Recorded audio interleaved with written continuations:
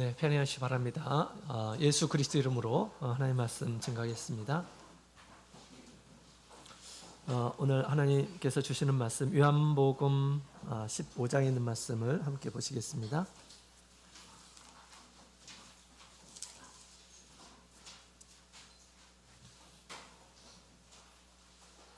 요한복음 15장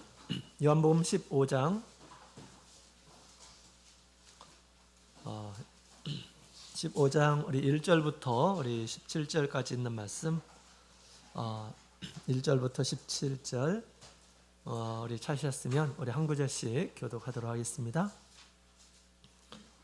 15장 1절 내가 참 포도나무요 내 아버지는 그 농부라 무릇 내게 있어 과실을 맺지 아니하는 가지는 아버지께서 이를 제하여 버리시고 무릇 과실을 맺는 가지는 더 과실을 맺게 하려 하여 이를 깨끗게 하시느니라. 너희는 내가 일러준 말로 이미 깨끗하였으니 내 안에 거하라. 나도 너희 안에 거하리라. 가지가 포도나무에 붙어있지 아니하면 절로 나오리니 너희도 내 안에 있지 아니하면 거하리라. 나는 포도나무요 너희는 가지니 저가 내 안에 내가 저 안에 있으면 이 사람은 과실을 많이 맺나니 나를 떠나서는 너희가 아무것도 할 수 없음이라. 사람이 내 안에 거하지 않으면 가지처럼 밖에 버려요. 사람들이 생수하다가 불에 던져 썰어냅니다. 너희가 내 안에 거하고 내 말이 너희 안에 거하면 무엇이든지 원하는 대로 구하라. 그리하면 이루리라. 내가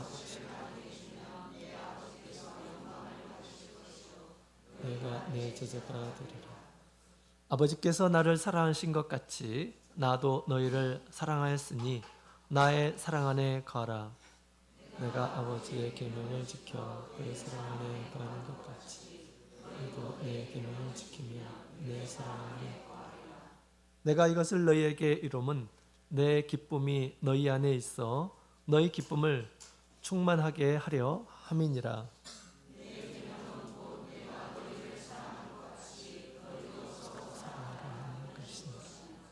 사람이 친구를 위하여 자기 목숨을 버리면 이에서 더 큰 사랑이 없나니 너희가 나의 명하는 대로 행하면 곧 나의 친구라. 이제부터는 너희를 종이라 하지 아니하리니 종은 주인을 내 하는 것을 알지 못함이라. 너희를 친구라 하였노니 내가 내 아버지께 들은 것을 다 너희에게 알게 하였음이니라. 너희가 나를 택한 것이 아니요 내가 너희를 택하여서 너희로 가서 과실을 맺고 또 너희 과실이 항상 있게 하여 내 이름으로 아버지께 무엇을 받든지 다 받게 하려. 같이 읽겠습니다. 내가 이것을 너희에게 명함은 너희로 서로 사랑하게 하려 함이로라. 아멘. 할렐루야. 예, 주님의 이름으로 환영합니다. 오늘 믿음으로 하나님의 집에 하나님의 성전에 이르신 우리 모든 분들에게 하나님의 축복이 함께 하시기를 원합니다. 새해가 밝았습니다. 새해는 하나님께서 우리에게 또 주신 선물입니다. 내가 이 세상에서 내 원대로 온 것도 아니고 또 내가 가는 것도 아니죠. 우리가 온 것도 하나님의 뜻 안에서 이 세상을 우리가 살고 있고요. 한 해 한 해 사는 것도 하나님께서 우리에게 주셨기 때문에 우리가 살아갈 수가 있습니다. 이제 새로운 한 해를 시작하는 출발선에 우리가 다 이렇게 서 있습니다. 자, 이제 출발하셨나요? 출발했습니다. 한 해가 시작이 됐죠. 우리가 출발선에서 이제 출발을 했습니다. 새로운 계획을 가지고 또 새로운 마음가짐을 가지고 한 해를 우리가 살아가야 하겠습니다. 바울 사도는 우리 모든 출발선에 서 있는 우리 성도들에게 이렇게 권면을 하는데요. 고린도전서 9장에 있는 말씀을 보면 이런 말씀이 있습니다. 9장 23절 내가 복음을 위하여 모든 것을 행함은 복음에 참여하고자 함이라. 운동장에서 다름질하는 자들이 다 달아날지라도 오직 상 얻는 자는 하나인 줄 너희가 알지 못하느냐. 너희도 얻도록 이와 같이 다름질하라. 이기기를 다투는 자마다 모든 일에 절제하나니 저희는 썩을 면류관을 얻고자 하되 우리는 썩지 아니할 것을 얻고자 하노라. 그러므로 내가 다름질하기를 향방 없는 것 같이 아니하고 싸우기를 허공을 치는 것 같이 아니하여 내가 내 몸을 쳐 복종하게 함은 내가 남에게 전파한 후에 자기가 도리어 버림이 될까 두려워함이로라. 아멘. 우리의 믿음의 생활은 마치 다름질하는 것 같다라고 그렇게 지금 얘기하고 있죠. 다름질, 우리 하나님께서 목표선을 정해주시고 그 목표를 향해서 뛰어가는 다름질하는 자들이다라고 그렇게 이야기를 하고 있습니다. 신앙의 달리기, 이것은 하나님의 상을 얻기 위해서 달려가는 것이다. 또 모든 일한 사람들이 달려가야 함을 우리에게 얘기해 주고 있습니다. 우리 다름질 이제 땅 소리가 나면서 이제 시작이 되었습니다. 아직도 출발하지 않고 있으면 안 되겠죠? 한 해가 시작되었습니다. 새로운 각오를 가지고 하나님께서 기뻐하시는 것을 위해서 우리가 힘써 다름질하시는 우리 모든 성도님들의 신앙이 되었으면 좋겠습니다. 자, 상을 얻기 위해서 두 가지 우리 바울사도가 강조해 준 게 있어요. 첫 번째로는 모든 일에 절제해야 된다라고 이렇게 얘기합니다. 모든 일을 하면서 하나님의 상을 얻을 수 없음을 얘기하고 있습니다. 세상 많은 것에 관심을 두면서 하나님의 뜻을 이룰 수 없다라고 그렇게 이야기하고 있습니다. 그렇게 중요하지 않은 것들은 우리가 이런 것들은 절제하면서 하나님께서 우리에게 주실 상을 똑바로 바라보고 집중해야 될 것을 얘기하고 있습니다. 다른 일을 절제하지 않으면 선한 일들을 할 수가 없습니다. 우리 가진 시간, 또 우리의 어떤 노력과 정성, 마음 이런 것들을 우리가 뭐 갖고 싶으면 다 가질 수 있는 것이 아닙니다. 그죠? 한계가 있습니다. 우리가 가지고 있는 시간, 우리가 가지고 있는 마음들이 한계가 있죠. 그래서 절제가 필요함을 얘기하고 있습니다. 또한 향방 없는 자 같이 달리지 말라라고 그렇게 얘기하고 있습니다. 분명한 목표를 세워야 되겠죠. 그 목표를 향해 달려가야 하겠습니다. 이 목표는 당연히 주님께서 원하시는 목표일 것입니다. 주님께서 한 해 이렇게 살기를 바라신다라고 우리가 목표를 세웠다고 한다면 그걸 위해서 달려가야 한다라고 하는 것입니다. 그래서 목표를 향해서 달려가는 그런 신앙이 되어야 되는데, 그래서 올해 교회 목표도 이렇게 세웠습니다. 교회 목표는 현수막에 있는 것 같이 예수 그리스도 안에서 열매 맺는 교회. 같이 큰 소리를 해볼까요? 시작. 예수 그리스도 안에서 열매 맺는 교회. 이것을 목표로 해서 이제 우리 교회 공동체가 달리기를 시작하게 되었습니다. 자, 예수님 안에서 열매 맺는 신앙을 갖는 것은 주님께서 우리 모든 제자들에게 바라시는 것입니다. 우리에게도 바라시는 것입니다. 교회 목표를 정했지만 사실은 다 이게 우리 성도님들의 목표임을 우리가 알고 이걸 향해서 하나님께서 나에게 주신 믿음의 정도에 따라서 목표를 잘 설정해서 이것을 위해서 힘써 우리 다름질 하셔서 우리 주님 오시게 될 때 언제 주님이 오신다 하더라도 열매를 가지고 주님 앞에 드릴 수 있는 모든 우리 주님의 성도들이 다 되시기를 예수님의 이름으로 축원드립니다. 자, 오늘 본문의 내용을 보게 되면 이제 우리 예수님께서 우리 참포도 나무의 비유의 말씀을 하신 것을 보게 됩니다. 비유에도 말씀하셨듯이 이렇게 우리 주님께서 설명하고 있죠. 포도나무의 이 비유의 뜻을 이렇게 얘기하고 있습니다. 우리 15장 1절에 있는 말씀을 함께 보도록 하겠습니다. 1절 같이 읽겠습니다. 시작. 내가 참 포도나무요 내 아버지는 그 농부라. 5절 읽겠습니다. 시작. 나는 참 포도나무요 너희는 가지니 저가 내 안에 내가 저 안에 있으면 이 사람은 과실을 많이 맺나니 나를 떠나서는 너희가 아무것도 할 수 없음이라. 16절. 자, 16절은 여기에도 써 있네요. 자, 16절 같이 읽겠습니다. 시작. 너희가 나를 택한 것이 아니요 내가 너희를 택하여 세웠나니 이는 너희로 가서 과실을 맺게 하고 또 너희 과실이 항상 있게 하여 내 이름으로 아버지께 무엇을 구하든지 다 받게 하려 함이니라. 아멘. 자, 우리 참포도나무의 비유는 우리와 관련되어 있는 그런 말씀입니다. 이 비유의 말씀에 예수님께서 들려주시는 그 말씀의 내용 가운데 실체를 얘기하고 있죠.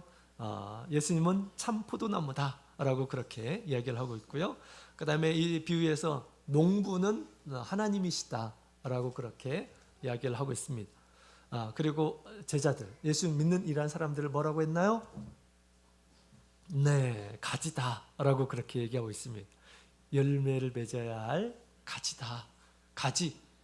우리는 가지예요. 그죠? 이렇게 우리 예수님께서 가르쳐 주셨습니다.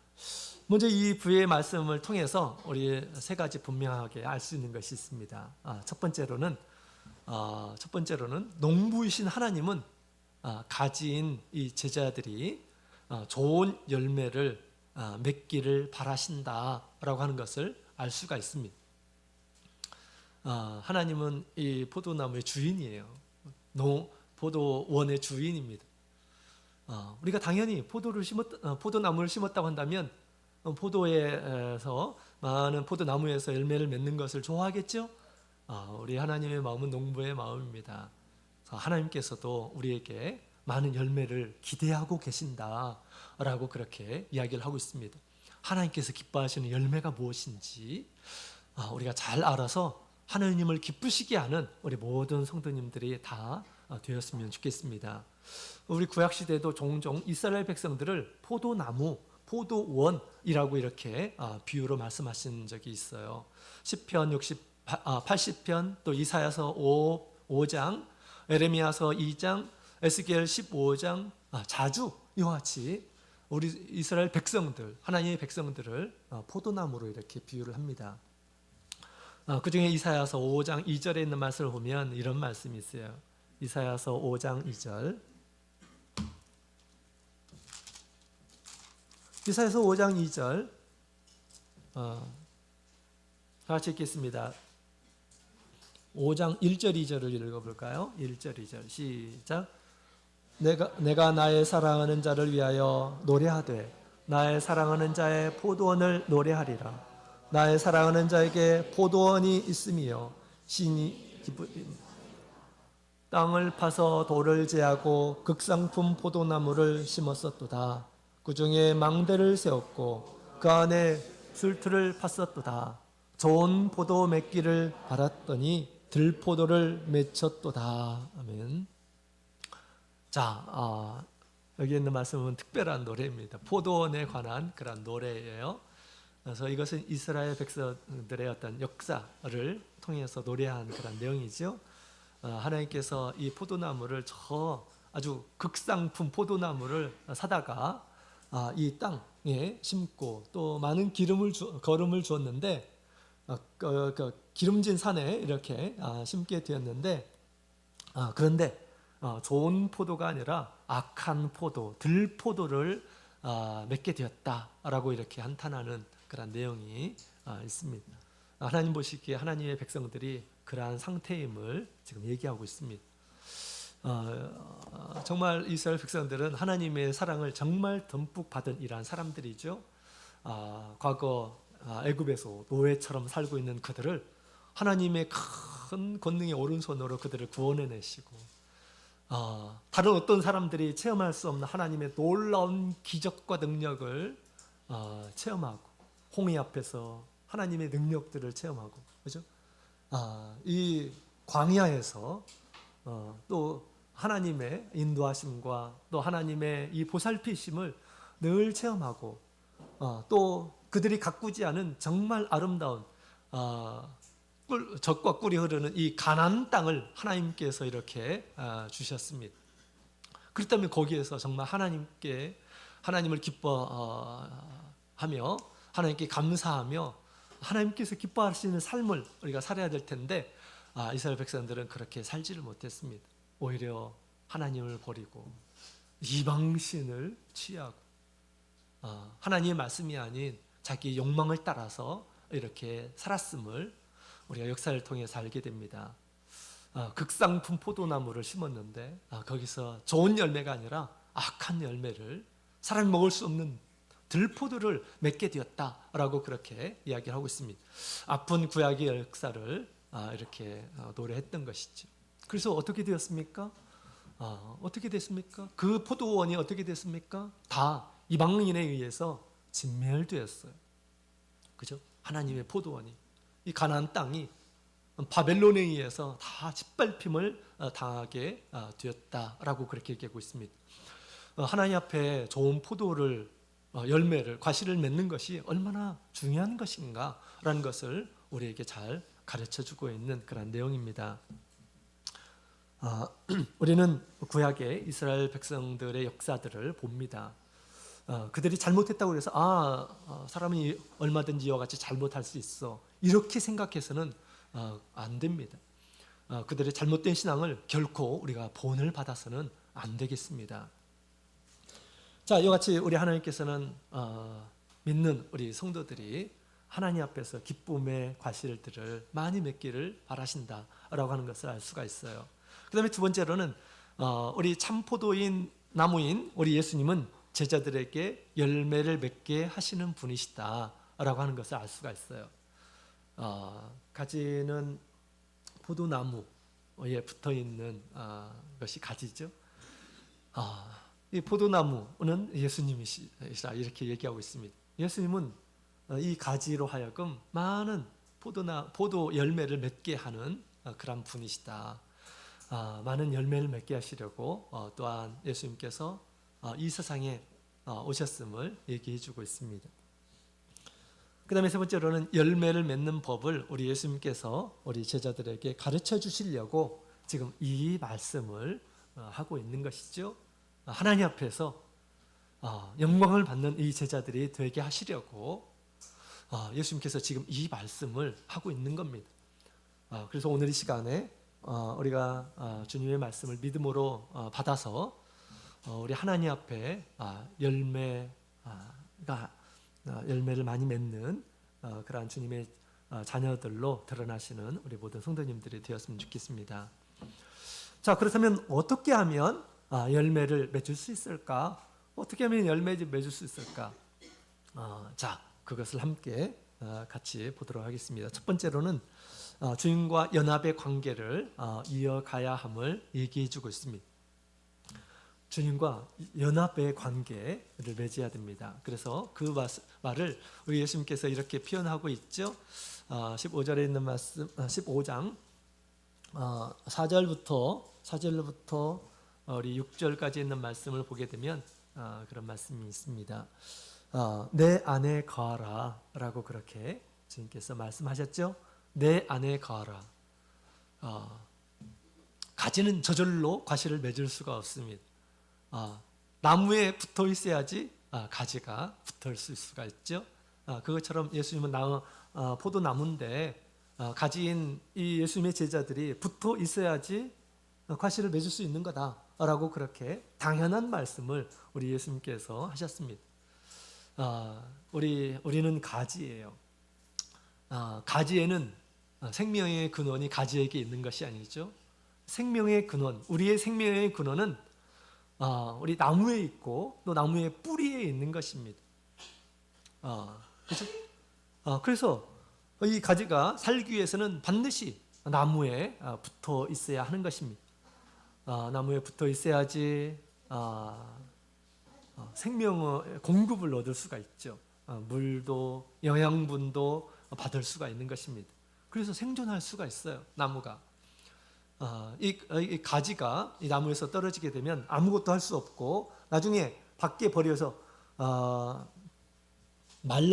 말라지게 될 것이다. 그러면 사람들이 뭐하다가 불에 사르느니라 라고 그렇게 얘기하고 있습니다.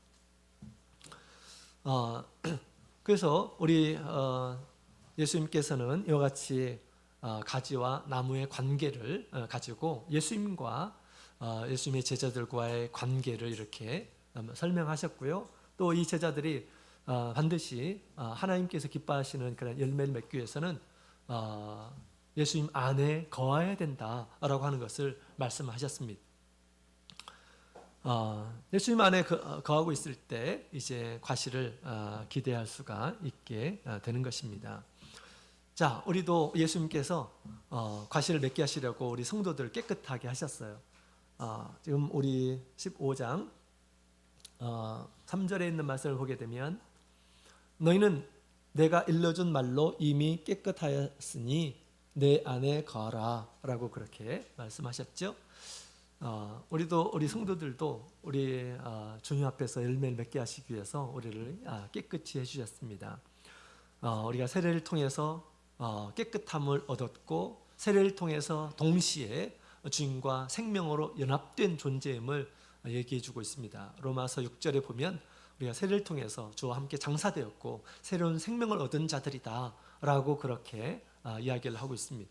마치 가지치기에서 이제 더러운 것들을 제해버리고 이제 과실을 맺을 수 있도록 주님께서 해주셨다라고 하는 것이죠.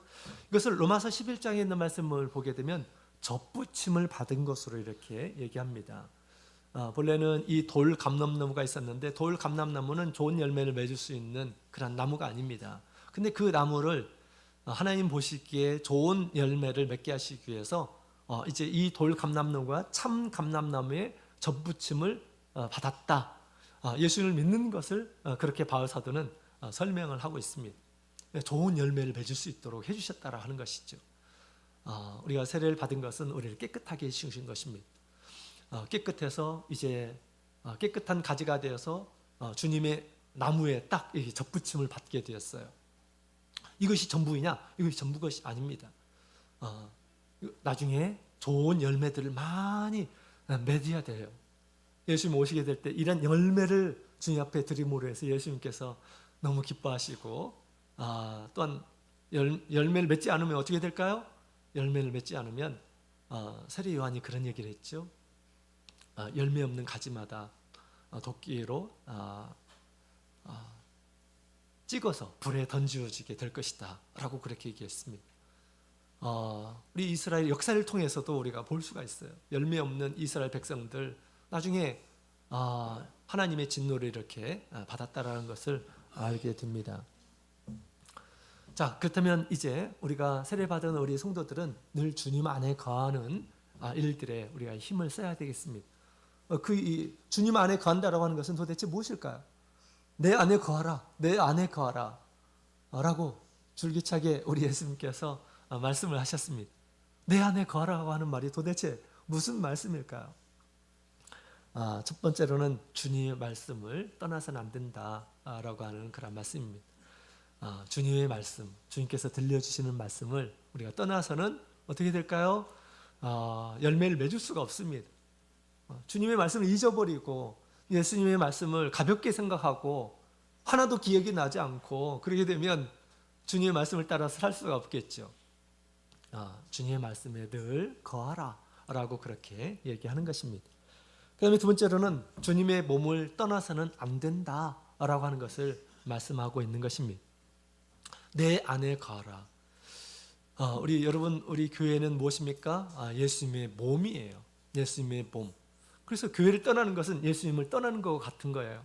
에베소서 1장 23절에 있는 말씀을 보게 되면 교회는 그의 몸이다 라고 그렇게 이야기를 하고 있습니다. 교회는 예수님의 피를 주고 우리 죄악된 세상에서 구원한 우리 성도들의 모임입니다.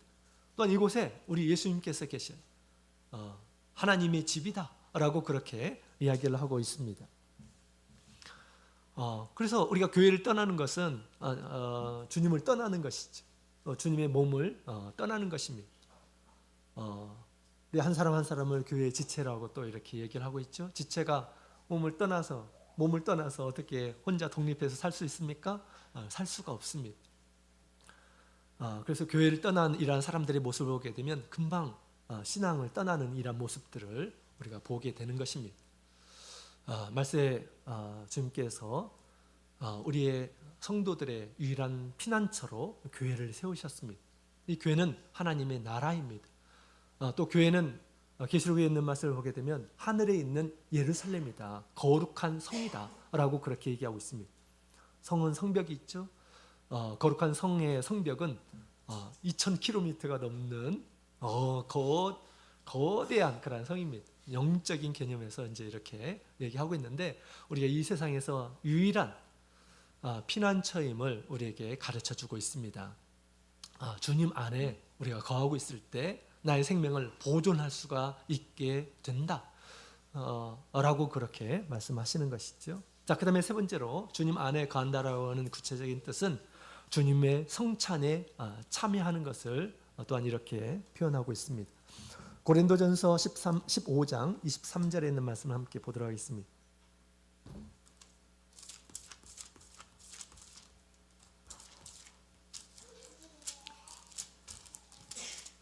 고린도전서 15장 23절.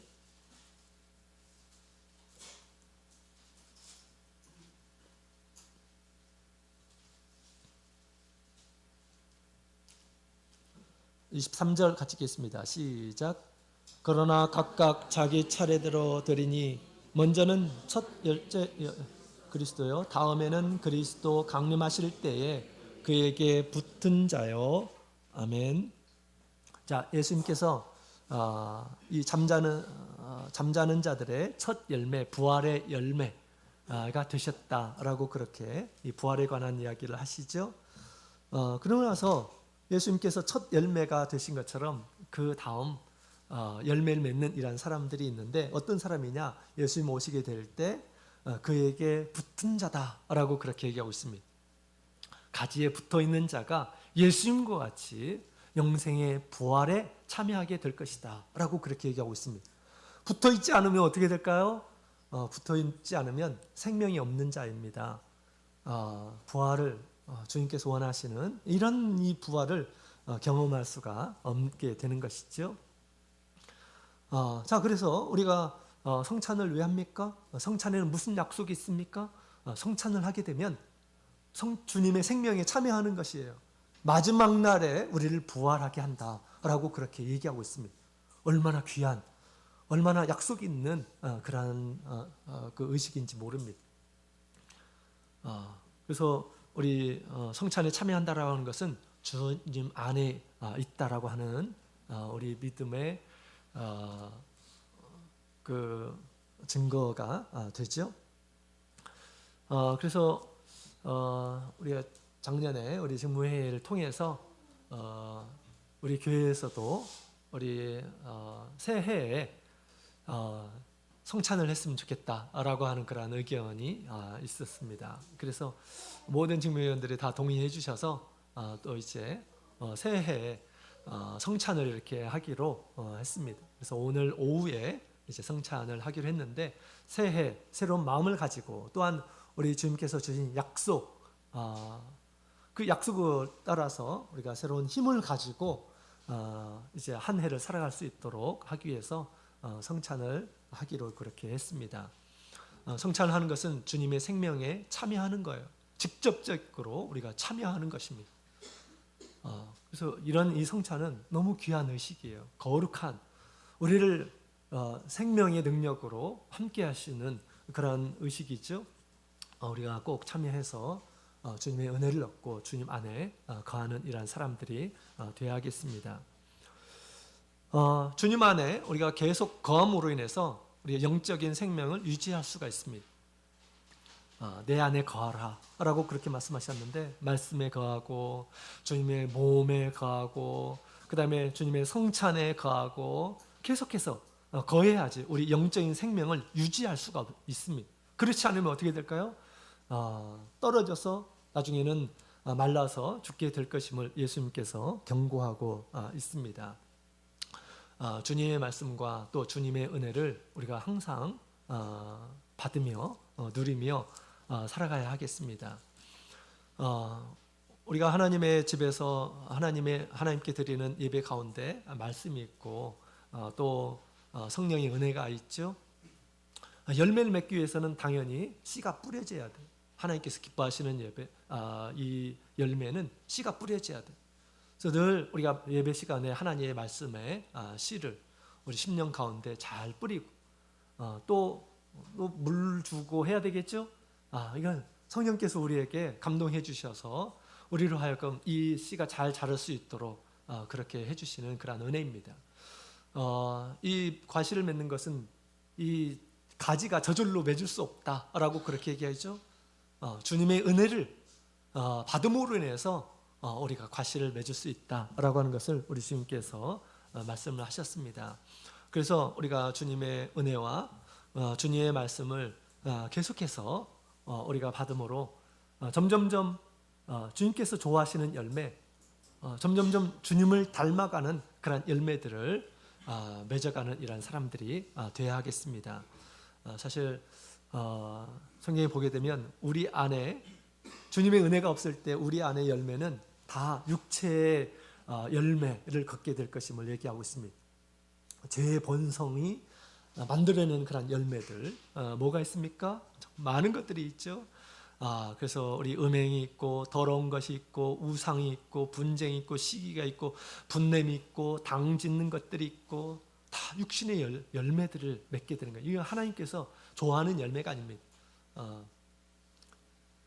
주님의 말씀을 듣고 또 주님의 은혜를 받음으로 인해서 마음에 감동을 입어서 점점점 주님을 닮아가는 그런 열매들을 우리가 맺어야 하는 것입니다. 그래서 우리가 그리스도 안에서 열매 맺는 교회 구체적인 내용으로 영성관리가 있죠. 영성관리를 왜 합니까? 영성관리, 하나님 앞에 예배드리는 그런 삶, 말씀 앞에 있는 삶, 또 기도하는 그런 삶을 가르쳐서 얘기하는 것입니다. 이 일에 힘을 써야 된다라고 하는 것입니다. 그럴 때 우리의 영혼이 주님을 닮은 그런 모습으로 점점점 변화되게 되는 것입니다. 그래서 이 영성 관리에 주님을 닮은 열매를 맺게 하시는 것입니다. 주님의 모습을 닮은 의의 열매를 맺게 합니다. 거룩의 열매를 맺게 하는 것입니다. 이런 사람들이 예수님께서 오실 때 기뻐하심을 얻는 것입니다. 예수님을 닮은 이런 사람들로 변화되는 거예요. 이건 우리가 스스로 할 수 있는 것이 아닙니다. 주님의 집회, 주님께서 원하시는 예배에 늘 동참하고 이 일에 힘을 쓰고 그렇죠? 스스로 또 우리 하나님 앞에 기도하는 그런 삶을 힘쓰게 됐을 때 우리가 하나님의 자녀로 점점점 변화될 것입니다. 올 한 해 우리 하나님 앞에 점점점 주님 닮은 모습으로 성장하시는 우리 모든 성도님들이 되었으면 좋겠습니다. 자, 그 다음에 두 번째로는 우리가 열매를 맺기 위해서 주님의 말씀을 이렇게 따라야 된다라고 했는데 구체적으로 주님의 말씀이 무엇인지를 얘기해 주고 있습니다. 주의 계명은 무엇입니까? 주의 계명은 서로 사랑하라라고 하는 그런 말씀입니다. 그래서 우리 사랑을 실천하게 됐을 때 열매를 맺을 수가 있는 것이 있죠. 그래서 요한복음 15장 우리 9절부터 12절에 있는 말씀을 함께 읽어보도록 하겠습니다. 9절부터 12절 같이 읽겠습니다. 시작. 아버지께서 나를 사랑하신 것 같이 나도 너희를 사랑하였으니 나의 사랑 안에 거하라. 내가 아버지의 계명을 지켜 그의 사랑 안에 거하는 것 같이 너희도 내 계명을 지키면 내 사랑 안에 거하리라. 내가 이것을 너희에게 이름은 내 기쁨이 너희 안에 있어 너희 기쁨을 충만하게 하려 함이라. 내 계명은 곧 내가 너희를 사랑한 것 같이 너희도 서로 사랑하라 하는 이것이니라. 아멘. 17절 다시 읽겠습니다. 시작. 내가 이것을 너희에게 명함은 너희로 서로 사랑하게 하려 함이로라. 아멘. 자, 우리 산포도나무 이 비유의 핵심의 내용은 주님께서 왜 이런 말씀을 계속 하는 것일까요? 서로 사랑하게 하시려고 예수님께서 이런 말씀을 하고 있다라고 그렇게 얘기를 하고 있습니다. 우리가 주님께서 가르쳐 주신 사랑을 하려면 먼저 전제 조건이 있죠. 그 전제 조건이 뭐냐면 주님의 사랑에 거하는 것이다 라고 그렇게 이야기를 하고 있습니다. 주님의 사랑에 거하게 될 때 우리가 서로 사랑할 수가 있어요. 그러면 어떻게 하면 주님의 사랑에 거할 수가 있을까요? 우리가 주님의 사랑 안에 거함으로 인해서 주님의 사랑을 많이 받게 되죠. 많이 받게 됨으로 인해서 우리가 많이 주님의 사랑을 체험함으로 인해서 주님의 사랑을 알고 주님의 사랑을 실천할 수 있음을 이렇게 얘기해 주고 있습니다. 이것이 주님께서 우리에게 바라시는 바 말씀이고 또 계명의 핵심적인 그런 내용이죠. 어떻게 하면 우리가 주님의 사랑 안에 거할 수 있을까? 계명을 지키라 라고 그렇게 얘기하고 있습니다. 계명을 지키면 주님을 사랑하는 거기에 방법이 있습니다. 그죠? 1계명부터 마지막 계명에 이르기까지 그것은 사랑의 방법이에요. 사랑의 내용들이 있는 것이죠. 또한 그것을 한마디로 얘기하면 우리 성도들과의 관계 가운데서 서로 사랑하라 라고 하는 그런 말씀임을 주님께서 말씀해 주고 있습니다. 사랑의 공급을 받게 되었을 때 우리가 또 자연스럽게 사랑할 수가 있고 또 주님의 말씀 안에 사랑의 말씀을 우리가 지켜나가게 될 때 더욱 큰 사랑을 주님께 받을 수가 있고 그러므로 해서 더 큰 사랑을 우리가 베풀 수 있음을 얘기해 주고 있습니다. 그래서 우리는 사랑의 열매들을 맺어가야 하겠습니다. 주님께서 기뻐하시는 사랑의 열매들을 많이 맺어가야 됩니다. 여러분 우리 제자 양육, 섬김과 봉사, 영혼 구원 무엇을 통해서 이것을 이룰 수가 있을까요? 사랑이 없다면 이런 것들이 얻을 수 있을까요? 맺을 수 있을까요? 사실 맺을 수가 없습니다. 사랑으로 주님을 사랑함으로 인해서 말씀을 지키는 가운데 제자 양육을 할 수가 있는 것입니다. 그죠? 또 그 영혼을 사랑하는 가운데 그런 일들을 할 수가 있습니다. 제자 양육은 뭡니까? 내가 뭐 지식이 있다고 그래가지고 하는 일입니까? 지식은 사람에게 덕을 세울 수 없습니다. 고린도전서 8장 1절에 있는 말씀을 보게 되면 이런 말씀이 있죠. 우상의 제물에 대하여는 우리가 다 지식이 있는 줄을 아나 지식은 교만하게 하며 사랑은 덕을 세우나니 사랑이 바로 덕을 세운다 라고 그렇게 얘기를 하고 있습니다. 섬김과 봉사, 하나님께서 기뻐하시는 섬김과 봉사는 사랑의 마음을 가지고 행하는 것입니다. 의무감으로 행하고 어쩔 수 없으니까 하고 다른 사람의 어떤 눈치가 보이니까 하고 이런 것이 아니라 주님을 사랑하는 마음, 또 성도들을 사랑하는 마음. 우리 주님께서 성도를 얼마나 사랑하십니까? 한 사람 한 사람 당신의 보혈로 인해서 산 사람들이에요. 주님께서 그들을 부탁하고 있습니다. 나를 사랑하느냐? 내 양을 먹이라 라고 그렇게 얘기하고 있죠. 우리가 사랑으로 행하게 될 때 진정으로 사람들에게 덕을 세울 수가 있게 됩니다. 온전히 그 뜻을, 하나님의 뜻을 이루게 된다라고 하는 것입니다. 영혼 구원도 마찬가지죠. 뭐 우리가 전한다고 해서 그냥 아무런 생각 없이 전한다고 해서 됩니까? 영혼을 사랑하는 마음 우리가 가득하게 되었을 때 그 사람에 더 우리가 관심을 가질 수가 있습니다. 더 간절한 마음으로 기도해 줄 수가 있어요. 더 간절한 마음으로 우리가 믿음으로 설득할 수가 있습니다. 그죠?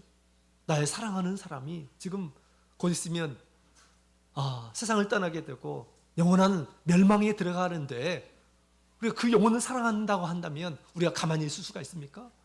만날 때마다 권면하고 기도하고 눈물 흘리고 그럴 수 있겠죠. 그죠? 사랑의 열매, 사랑을 통해서 이런 것들이 사실은 맺어지게 되는 것입니다. 주님께서 이 참포도나무에 이 비유에 말씀하신 것은 사랑하라. 주님께서 우리를 사랑하신 것처럼 서로 사랑하라 라고 하는 그런 말씀을, 그 교훈을 주시려고 하는 것입니다. 그 사랑 가운데 많은 열매를 맺을 수가 있음을 얘기해 주고 있습니다.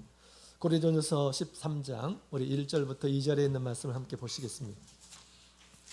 고린도전서 13장 1절부터 2절 같이 읽겠습니다. 시작. 내가 사람의 방언과 천사의 말을 할지라도 사랑이 없으면 소리나는 구리와 울리는 꽹과리가 되고, 내가 예언하는 능이 있어 모든 비밀과 모든 지식을 알고 또 산을 옮길 만한 모든 믿음이 있을지라도 사랑이 없으면 내가 아무것도 아니요. 아멘. 사랑 없이 행하는 것은 아무것도 아니다 라고 그렇게 말하고 있습니다. 주님께서 사랑하심으로 이 세상에 오셔서 당신의 뜻을, 하나님의 뜻을 이룬 것처럼 우리도 뭐 어떤 일을 하든지 주님을 사랑하는 마음으로, 또 영혼을 사랑하는 마음으로, 교회를 사랑하는 마음으로 힘쓰게 될 때 이러한 사랑의 열매들을 거둘 수 있음을 얘기해 주고 있습니다. 그 다음에 세 번째로는 주님 안에 우리가 있게 되면, 우리가 주님 안에 거하고 또 주님의 사랑 안에 거하게 된다면 무엇이든지 구하라 라고 그렇게 얘기합니다. 구함으로 과실을 얻을 수 있음을 얘기하고 있습니다. 우리가 기뻐하는 그런 목표에 이를 수 있음을 얘기해 주고 있는 것입니다. 목표는 우리가 스스로 이루는 것이 아니라 주님께서 이루게 해주시는 것입니다. 그렇죠? 그래서 우리가 사랑이 있다면 사랑을 따라서 구해야 됩니다. 고린도전서 14장 1절에도 이런 말씀이 있죠. 사랑을 따라 구하라. 신뢰한 것을 사모하되 특별히 예언을 하려고 하라 라고 그렇게 얘기합니다. 고린도 교회에는 예언하는 이란 사람들이 없었습니다. 예언하는 사람들이 별로 없었어요. 오면 그냥 방언하고, 그 다음에 방언 가운데서 통역이 이루어지지 않으면 그냥 해산하고 그랬습니다. 예언을 해야 된다. 사람들이 알아듣는 하나님의 말씀을 풀어주는 예언이 있어야 된다라고 그렇게 얘기하죠. 바울 사도가 왔는데 그냥 기도만 하고 헤어지면 그들에게 덕이 있습니까? 주님의 뜻을 분명히 알고 가르치는 일들을 해야 되겠죠. 사랑이 있다면 그 사랑의 마음으로 하나님께 이것을 구하라 라고 이야기를 하고 있습니다. 우리가 공동체 하나님께서 우리에게 주신 그런 일들을 행할 때 우리의 힘대로 안 되고 어려움을 부닥치게 되고 그랬을 때 우리가 어떻게 할 수가 있습니까? 하나님께 구하라 라고 그렇게 얘기를 하고 있습니다. 그죠? 하나님께 구하라. 하나님의 말씀을 들을 때 우리는 주님의 말씀을 드려야 됩니다. 내가 이거 행하기 힘든데, 그럴 때 우리가 어떻게 해야 합니까? 주님 앞에 구해야 됩니다. 나의 본성을 버리고 주님의 선한 뜻을 이룰 수 있게 도와주십시오 라고 그렇게 기도해야 되겠죠. 교회 안에서 봉사를 하는데 나의 지혜와 능력의 한계를 경험합니다. 내가 이걸 할 수 있을까? 그럴 때 우리가 무엇을 해야 됩니까? 사랑의 마음, 사랑의 마음을 따라서 주님 앞에 구하라 라고 그렇게 얘기하고 있습니다. 구하게 될 때 주님께서 주시고 주신 것으로 주님의 뜻을 이룰 수가 있습니다. 그것은 곧 사랑의 열매가 되는 것입니다. 오늘 우리 주님께서 참포도나무의 비유를 통해서 우리 주님 안에 있는 이런 사람들은 다 우리 하나님 보시기에 좋은 그러한 이 열매를 맺을 수 있음을 얘기해주고 있습니다. 또 주님께서 그것을 위해서 우리 안에 거하고 있음을 얘기해주고 있죠. 그래서 우리가 힘써 주 안에 거하고 힘써 사랑하며 또 사랑을 따라서 구하게 될 때 주님께서 한 사람 한 사람 필요한, 또 하나님께서 기뻐하실 만한 그런 열매들을 많이 맺게 해주시라 그렇게 믿습니다. 주님 안에 늘 거하시고 더 힘써 거하시는 한 해가 되고, 주님의 사랑 안에 사랑을 느끼며 또한 우리 주님께서 주시는 놀라운 그런 은혜들을 경험하며 우리 하나님 앞에서 덕을 이루시는 우리 모든 성도님들이 다 되시길 예수님의 이름으로 축원드립니다. 다 같이 묵도드리겠습니다. 할렐루야, 아멘. 다 같이 일어나셔.